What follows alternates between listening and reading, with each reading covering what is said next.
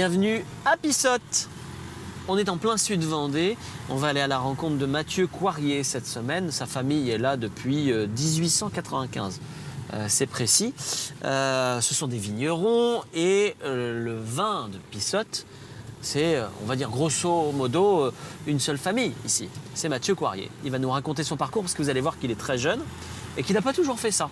Il est revenu un peu à la terre et puis après il est même revenu à la propriété. Mathieu Coirier nous attend dans sa propriété.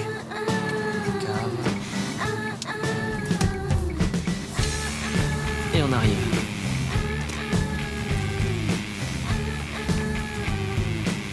Voilà.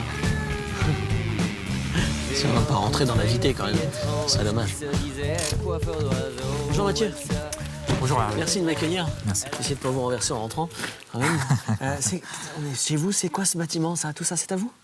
Oui, c'est d'origine familiale. Oui, la famille s'est installée ici en 1895. D'accord. Ah, maintenant, effectivement, je l'ai repris et je vis ici, oui, Ouais. au milieu de mon travail, finalement, avec la maison, la cave, le chai, l'accueil. Ça n'a pas toujours été le cas? Non, j'ai habité un peu à l'extérieur, effectivement, avant de pouvoir reprendre cette maison familiale et m'installer ici. Mais habiter sur le lieu de travail est un confort, quand même. C'est pour le lieu de travail ou c'est pour le patrimoine que vous avez décidé de vous installer ici? C'est l'ensemble, en fait. Mon rôle est quand même... j'ai pris la décision de préserver ce patrimoine familial. Vous dites votre rôle, hein? Oui, tout à fait. Oui, une génération sur deux doit s'occuper de retrouver ces bâtiments, s'occuper de les habiter, de les faire vivre. Bon, vous allez nous raconter votre parcours. En voiture, on part à Mermoz.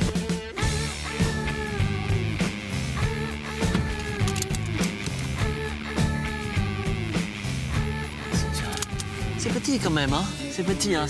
Pour une charrette à cheval, c'est gros. Pour une voiture, Il faut pouvoir braquer. c'est plus compliqué. Ouais. Voilà. On va essayer de repasser par le circuit des vignes, Ouais. à droite, et puis au stop à gauche.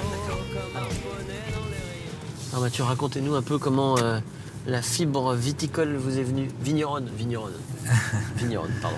Elle est venue un peu sur le tard, effectivement. C'est Attends, on va... alors, au stop à gauche. Ouais. Sur le tard, bah oui, Sur parce le que vous étiez à tard. Paris avant. Oui, j'installais des systèmes d'alarme en fait, de les entreprises Oui. dans l'Est et le Nord de la France. Donc, Rien à voir. rien avec, à voir, non, mais ça m'a vite passé. Comme beaucoup de jeunes qui partent sur Paris travailler et qui reviennent après. C'était l'appel de Paris au départ? Oui, pour le travail, pour voir un petit peu ce qui s'y passait. Et puis on était quelques-uns du village d'ailleurs à y être, et tout le monde est revenu. Ah oui? Mais, C'est vrai? quasiment, oui. Voilà, en tant que provincial, souvent on revient à ses racines, et moi c'est venu très tôt. J'ai pris le virage très vite. Vous avez quel âge? Vous avez 40 ans aujourd'hui, vous aviez quel âge? 40 ans, je suis revenu à 22 ans. Oui, donc vous avez fait 2-3 ans. 2 ans, 2 ans, et ça a suffi. Ouais. Et quand vous êtes revenu, directement, vous vous êtes mis à la vigne ou Alors, c'était le projet l'objectif, quoi. de m'installer, oui, effectivement, de m'installer. Et pourquoi vous avez vendu des trucs de sécurité? Je sais pas. Alors, on est porté par les études après, et puis on suit le la mouvement. copine, devenue la femme après, qui avait son travail sur Paris. Donc voilà, on trouve le travail sur place, et puis on peut créer la vie, voilà, on peut se faire comme ça. Mais, Et le voilà, retour donc à je suis 22 ans, revenu. c'est pas trop dur à Pissotte? Pissotte. Non. Au début, on a des projets en tête, plein de choses à faire, donc ça va vite. Il a fallu que j'aille me former pendant 1 an à Montreuil-Bellay, dans l'Anjou, pour vraiment acquérir toutes les connaissances générales, Oui. pas que sur le travail du sol, de la vigne, mais aussi l'œnologie, le commerce, la gestion, un petit peu tous ces paramètres, parce que le métier de vigneron maintenant est très large et très générique. Il faut avoir une palette de connaissances au moins dans plusieurs domaines. J'imagine. Il faut être chef d'entreprise, quoi. Ça se rapproche un peu de ça, effectivement, de plus en plus maintenant, avec plus de paperasse, comme on dit, à faire. Non, ça c'est sûr. Ça, j'imagine. Enfin, à droite. À droite. Alors, du coup, la fibre, donc vous l'aviez déjà. Vous l'aviez, quoi. Oui, donc la fibre, elle est venue. Voilà, je l'avais toujours un peu eue, mais il faut être sûr de son choix. Et pour ça, il fallait le voir d'abord ailleurs. Qui est-ce qui s'occupait ici du domaine? Alors donc c'était Et du familial, vin. donc c'était mon père qui était là, mes parents qui étaient tous les deux sur le domaine viticole, D'accord. familial. Ça a commencé avec mon père et son frère. Ensuite mon père seul, et puis nous deux, et moi seul maintenant. D'accord. Est-ce que Alors donc on a la culture du vin, Pissotte c'est un vin qui est ancien. Tout à l'heure vous m'avez dit plus de 100 ans qu'on fait du vin. Oui, la famille s'est installée La en famille, mais avant on en faisait 1895, encore. ouais. On en faisait encore du vin. J'imagine avant. Il y a plus de 150 hectares de vignes rien qu'à Pissotte. D'accord. Mais c'était de la polyculture en fait, un monde assez paysan en soi, sans être péjoratif, où tout le monde avait un peu de terre, de céréales, c'est donc de beaucoup le vignes cas en Vendée. également, Ouais. d'élevage, voilà. D'accord. Donc on a rationalisé un peu les choses. Oui, il y a eu à une votre spécialisation agricole après la Deuxième Guerre mondiale finalement, où ceux qui étaient situés vers la plaine, plutôt Fontenay-le-Comte-Luçon, ont fait des céréales. Ceux qui étaient tournés vers le bocage ont fait plutôt de l'élevage au vin, au bovin. Et puis mon grand-père qui avait des terres à vignes exposées sud, là justement, donnant sur la Vendée et la forêt. Terre très très bonne pour la vigne, il a continué dans ce domaine-là. Et en plus il avait une démarche un peu commerciale déjà à l'époque, avec un de ses amis, un soldat anglais qui après la guerre était retourné à Londres et s'était installé comme négoce en vin. Des belles histoires. Ah oui, mon grand-père envoyait ses barriques de Bon Blanc à droite. À droite. Il envoyait ses barriques de Bon Blanc, ça partait de Nantes, ça allait à Londres. C'était mis embouteillé à Londres. Il avait son commerce sur Londres et ça revenait un petit peu dans le secteur. Donc cette voie commerciale a permis à mon grand-père de continuer dans ce métier. Alors, il aurait fait comme les autres. On n'a pas le temps de tout faire dans cette émission-là, donc on n'est pas allé faire le tour de votre propriété. En préparant, moi j'ai vu un peu tout autour. Vous avez donc un certain nombre vous avez des fûts, vous avez... est-ce que vous avez gardé des vins de votre grand-père, par exemple? Ça se fait, ça aussi? Garder des bouteilles anciennes de chaque année ou des choses comme ça. Vous êtes attaché au patrimoine jusque-là ou pas? On a une petite collection. Et peut-être d'ailleurs que c'est pas bon d'ailleurs, du vin qui... Pas forcément le très... Non, parce que les bouchons vivent et tout ça, le vin vit aussi, mais... Oui, non, on garde une collection de bouteilles, effectivement, très anciennes. Ça remonte, c'est début des années 70. D'accord. Que vous débouchez ou non, ou surtout pas? Oui, ça nous arrive, oui, tout à fait. Ouais. Et des fois avec des très bonnes surprises. D'accord, avec de bonnes surprises. Ah oui, ça arrive, notamment sur des blancs qui, étonnamment, peuvent être bien conservés grâce à une matière, une acidité qui leur permet de vieillir longtemps. On va écouter ce que vous allez nous proposer en musique, parce qu'en plus on arrive à Mervan. Puis vous nous expliquerez. Alors d'abord, expliquez-nous pourquoi on écoute Dionysos, pardon. Que vous avez choisi. C'est un groupe assez ancien, oui, un peu la jeunesse. Oui. J'avais vu pour la première fois, c'était en 93 ou 94, j'avais à peine 20 ans, et c'est un personnage qui m'avait vraiment surpris à l'époque. Il avait une jambe dans le plâtre, il sautait, il dansait sur la scène comme un fou. D'accord. Et ça m'a tué. Il y a des groupes comme ça qu'on suit tout au long de sa vie, et Dionysos et Mathias Malesherbes en fait partie. Malesherbes en fait partie. Ouais. Ah ben on écoute. À gauche. Gauche.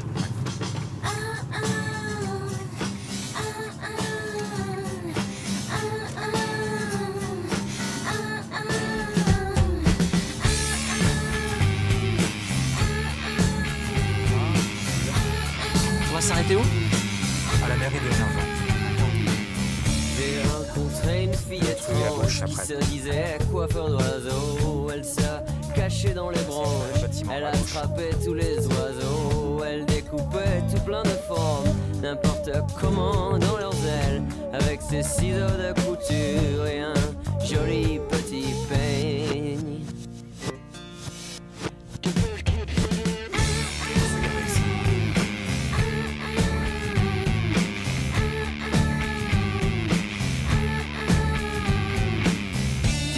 Les oiseaux se sont mis à voler un peu de travers, et ils se cognaient dans les branches, et ils se cognaient même entre eux.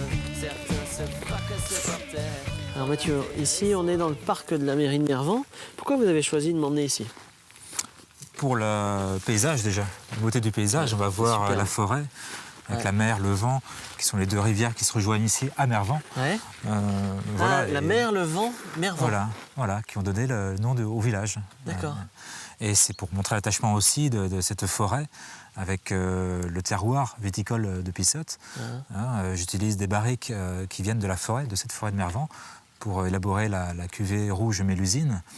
La fée Mélusine, qui est la fée de Vouvant, là aussi, le village à côté. Donc tout ça est lié, en fait. Tout à l'heure à Vouvant, vous nous en reparlerez. Est-ce que le fait d'avoir une forêt participe la bonne qualité de la vigne, je sais pas, des sédiments, les vents, la pluie, la terre qui bouge, on évolue, etc. Enfin voilà, il y a tout un environnement qui fait que la vigne est plus propice à... Oui. tout ça. Géologiquement, en fait, il y a des parcelles de vignes qui sont situées sur les versants en fait, sud qui donnent sur la Vendée. Et ces mouvements de terrain ont compacté les schistes, les ont mis à la verticale. Du schiste qui est quelque chose de très minéral pour le vin, qui apporte beaucoup de cette minéralité, de cette complexité. Et le schiste se retrouve à la verticale et les racines de la vigne plongent dans ce rocher très facilement, aisément, et pour apporter un maximum de complexité au vin. C'est absolument somptueux. Même alors si on est en plein hiver, c'est un peu gris, ça manque de vert, c'est quand même remarquable. C'est un truc d'enfant, vous veniez ici quand vous étiez gamin? Oui, on a toujours vécu avec la forêt, oui, bien sûr. Oui. Pour les ici, promenades, les sorties du dimanche et on plus a tard. quelques pêcheurs, un petit îlot en bas comme ça, là. Oh, c'est quand même assez somptueux, quoi. Avec la route qui passe, Voilà. c'est pas mal. Alors beaucoup de promenades à pied, à vélo, un beau site pour le VTT. Beaucoup de randonnées se font ici. Oui. Ouais. 24 hectares, c'est beaucoup? Ou c'est pas beaucoup? C'est beaucoup, c'est beaucoup. On serait en Champagne, ce serait beaucoup. Voilà, maintenant, d'autres régions moins porteuses au niveau du vin. Voilà. Bon, le tout, c'est de bien commercialiser, réussir à vivre de sa production, qu'on ait 24 ou 5. D'accord, ok. Bon, on va aller à Vouvant maintenant, parce que c'est l'autre lieu que vous avez décidé de nous montrer. Merci de nous avoir fait partager ce superbe panorama. Et puis, direction Vouvant. L'un d'eux dans la roue d'un vélo, comme un poney dans les rayons, faisait penser à une coiffe de chef indien ensanglanté.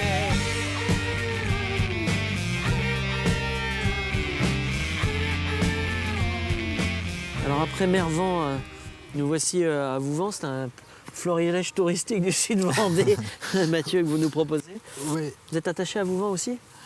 Oui, donc on poursuit un petit peu ce parcours dans la forêt. Ouais. Après Mervan, c'est Vouvant, la forêt de Mervan-Vouvant. Là aussi pour montrer l'attachement un petit peu à ce sol, expliquer un petit peu aussi avec cette tour Mélusine, de la fée Mélusine, pourquoi j'ai appelé mon vin rouge cuvée Mélusine. Ouais. Voilà. Donc ça c'est la cuvée Prestige Mélusine? Alors c'est une cuvée spéciale Mélusine qui a toujours existé sur le domaine d'ailleurs. Fût de chêne.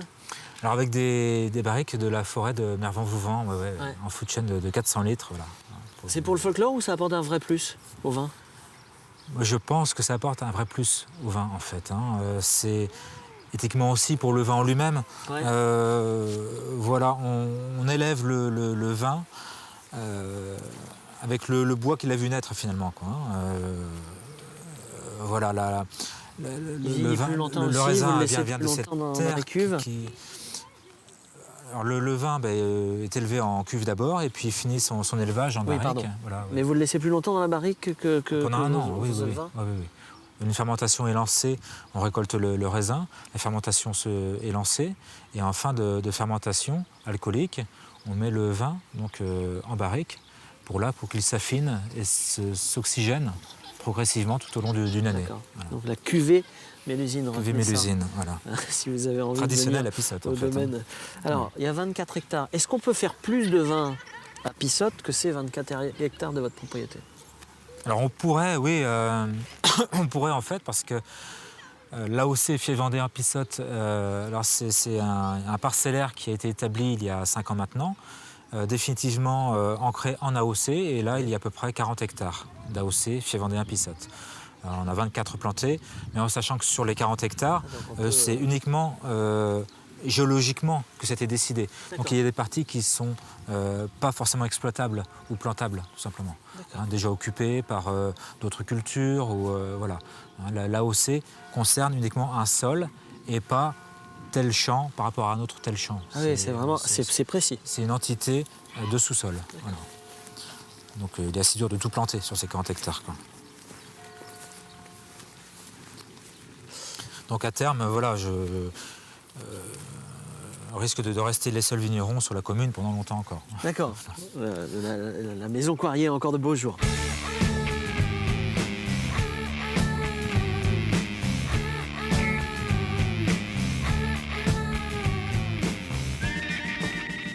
Alors Mathieu, il y a une chose dont on n'a pas parlé, c'est la construction du vin à proprement parler. Votre vin, donc une Pissotte, c'est ce qu'on appelle un assemblage, c'est ça? Oui, alors Pissotte fait partie de l'AOC Fief Vendéen, Oui. Pissotte. Et en AOC D'accord. Fief Vendéen, on est obligé d'assembler différents cépages. Oui. Tout à fait. Pour les vins blancs qui doivent être plutôt secs et fruités, globalement, on retrouve un assemblage de chenin et de chardonnay. D'accord, donc ce sont un cépage, ce sont des races, des espèces, Des variétés. Des variétés, pardon, de raisins différents. Voilà, tout à fait. D'accord. Le chenin qu'on retrouve dans tout le Val-de-Loire, finalement, et le chardonnay qui est un peu plus connu. Voilà, qui est plus Alors, sur le ces assemblages, fruit. c'est vous qui les avez faits ou c'était votre papa et puis votre grand-père avant et vous avez un peu adapté, etc. Comment... Alors, bon, les assemblages des cépages en fief vendéen Ouais. sont venus de par les plantations des uns et des autres, finalement. Hein.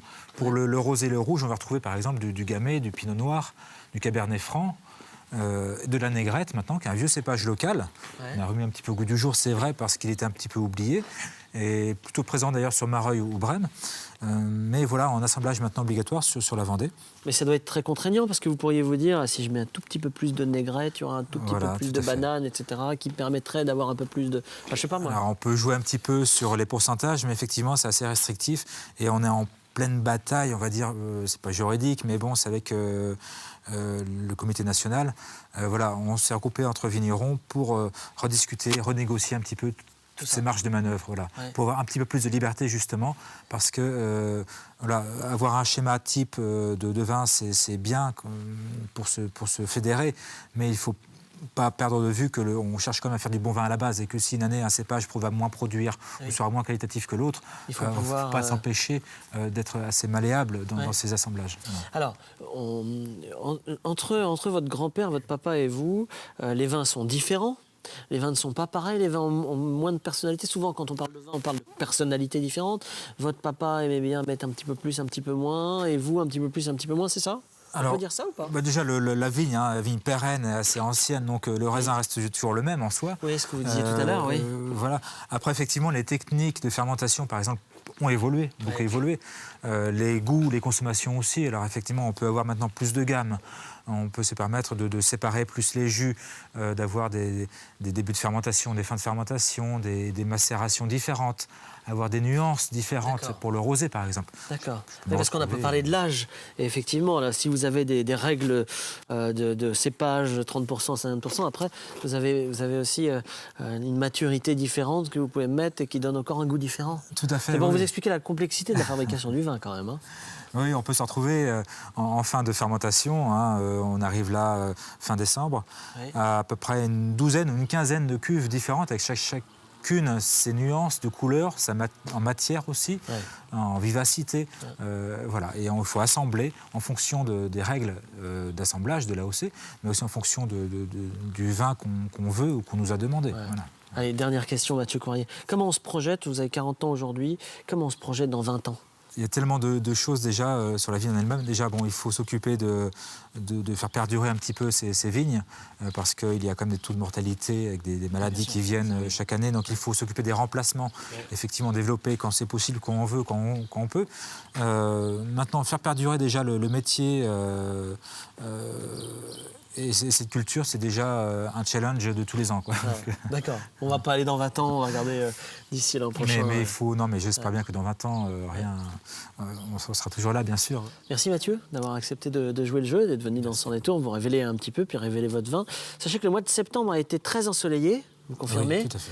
et que du coup la récolte de raisins et donc le vin pour ce millésime, on parle de millésime, Millésime 2014, oui. devrait être somptueux et remarquable, notamment à la maison Coirier. Rendez-vous donc chez Mathieu pour acheter son vin. On se retrouve la semaine prochaine pour un nouveau numéro de Sans Détour et on sera à La Roche-sur-Yon, à l'ICAM, à l'école d'ingénieurs avec son directeur Bruno Soulard. Et on sera dans une voiture électrique. Bah tiens, bonne idée, non?